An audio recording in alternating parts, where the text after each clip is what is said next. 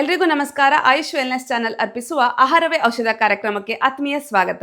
ಇಂದಿನ ಸಂಚಿಕೆಯಲ್ಲಿ ನಾವು ಪಪಾಯ ಹಣ್ಣು ಬಗ್ಗೆ ತಿಳ್ಕೊಳ್ಳೋಣ. ಈ ಹಣ್ಣು ಸಾಮಾನ್ಯವಾಗಿ ಎಲ್ಲ ಕಡೆ ಎಲ್ಲ ಋತುಗಳಲ್ಲೂ ಲಭ್ಯವಾಗಿರುತ್ತೆ. ಅನೇಕ ಔಷಧೀಯ ಗುಣಗಳನ್ನು ಹೊಂದಿರತಕ್ಕಂತಹ ಪಪಾಯ ಹಣ್ಣಿನ ಸೇವನೆ ಜೀರ್ಣಕ್ರಿಯೆಗೆ ತುಂಬ ಒಳ್ಳೆಯದು. ಯಾಕೆಂದರೆ ಇದರಲ್ಲಿ ಪೆಪೈನ್ ಎಂಬಂತಹ ವಿಶೇಷವಾದ ಎನ್ಸೈಮ್ ಇದೆ. ಈ ಎನ್ಸೈಮ್ ಪ್ರೋಟೀನ್ ಡೈಜೆಷನ್ಗೆ ತುಂಬ ಒಳ್ಳೆಯದು. ಅಷ್ಟೇ ಅಲ್ಲದೆ ಇದು ಜೀರ್ಣಕ್ರಿಯೆಯನ್ನು ಉತ್ತಮಗೊಳಿಸುತ್ತೆ. ಮಲಬದ್ಧತೆ, ಎಸಿಡಿಟಿ, ಅಜೀರ್ಣ ಇಂತಹ ಸಮಸ್ಯೆಗಳನ್ನ ದೂರ ಮಾಡುತ್ತೆ. ನಿಮ್ಮ ಲಿವರನ್ನು ಡಿಟಾಕ್ಸ್ ಮಾಡುತ್ತೆ ಮತ್ತು ಕಿಡ್ನಿ ಸ್ಟೋನನ್ನು ದೂರ ಮಾಡಲಿಕ್ಕೆ ಸಹಾಯ ಮಾಡುತ್ತೆ. ಅತಿ ಕಡಿಮೆ ಗ್ಲೈಸಿಮಿಕ್ ಇಂಡೆಕ್ಸ್ ಇರೋದ್ರಿಂದ ಇದು ಡಯಾಬಿಟಿಸ್ನವರಿಗೆ ಉತ್ತಮ ಆಯ್ಕೆ ಆಗಿದೆ.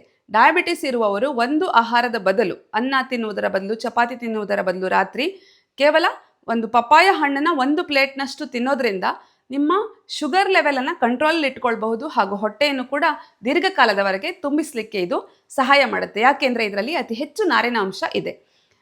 ಇನ್ನು ತೂಕ ಕಡಿಮೆ ಮಾಡಿಕೊಳ್ಳೋರಿಗೂ ಕೂಡ ಇದು ಉತ್ತಮ ಆಯ್ಕೆಯಾಗಿದೆ. ಯಾಕೆಂದರೆ 100 ಗ್ರಾಂ ಪಪಾಯ ಹಣ್ಣಿನಲ್ಲಿ ಕೇವಲ 43 ಕಿಲೋ ಕ್ಯಾಲರೀಸ್ ಇರೋದ್ರಿಂದ ಇದು ಉತ್ತಮ ಆಯ್ಕೆಯಾಗಿದೆ. ಹೆಚ್ಚಿನ ಕಾಲದವರೆಗೆ ಹೊಟ್ಟೆ ತುಂಬಿಸಿಡುತ್ತೆ ಮತ್ತು ತೂಕ ಇಳಿಕೆಗೆ ಸಹಾಯ ಮಾಡುತ್ತೆ. ಇನ್ನು ಬಾಳಂತಿಯರಲ್ಲಿ ಹಾಲು ಹೆಚ್ಚಿಸಲಿಕ್ಕೆ ಇದು ಸಹಾಯ ಮಾಡುತ್ತೆ.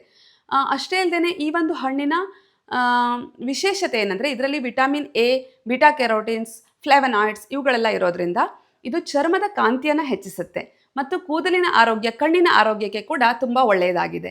ಇನ್ನು ಈ ಹಣ್ಣಿನ ಎಲೆಗಳು ಕೂಡ ತುಂಬ ಉಪಯುಕ್ತವಾಗಿದೆ. ನೀವು ಕೇಳಿರಬಹುದು, ಡೆಂಗ್ಯೂ ಜ್ವರದಲ್ಲಿ ಪಪಾಯದ ಎಲೆಗಳ ರಸವನ್ನು ಕೊಡ್ತಾರೆ. ಸೊ ಈ ಒಂದು ರಸ ಸೇವನೆ ಮಾಡೋದ್ರಿಂದ ರಕ್ತ ಕಣಗಳು ಇಂಪ್ರೂವ್ ಆಗುತ್ತೆ. ಅಂದರೆ ಪ್ಲೇಟ್ಲೆಟ್ ಕೌಂಟ್ಸ್ ಹೆಚ್ಚಾಗಿ ಡೆಂಗ್ಯೂ ಜ್ವರದಲ್ಲಿ ಆಗ್ತಕ್ಕಂತಹ ಸಮಸ್ಯೆಯನ್ನು ನಿವಾರಿಸಲಿಕ್ಕೆ ಸಾಧ್ಯ ಆಗುತ್ತೆ. ಇಷ್ಟೊಂದು ಉಪಯುಕ್ತಕಾರಿಯಾಗಿರ್ತಕ್ಕಂತಹ ಈ ಪಪಾಯ ಹಣ್ಣನ್ನು ಸೇವಿಸಿ ನಿಮ್ಮ ಆರೋಗ್ಯವನ್ನು ಚೆನ್ನಾಗಿ ಇಟ್ಕೊಳ್ಳಿ. ಮತ್ತೆ ಮುಂದಿನ ಸಂಚಿಕೆಯಲ್ಲಿ ಸಿಗ್ತೇನೆ. ಧನ್ಯವಾದಗಳು.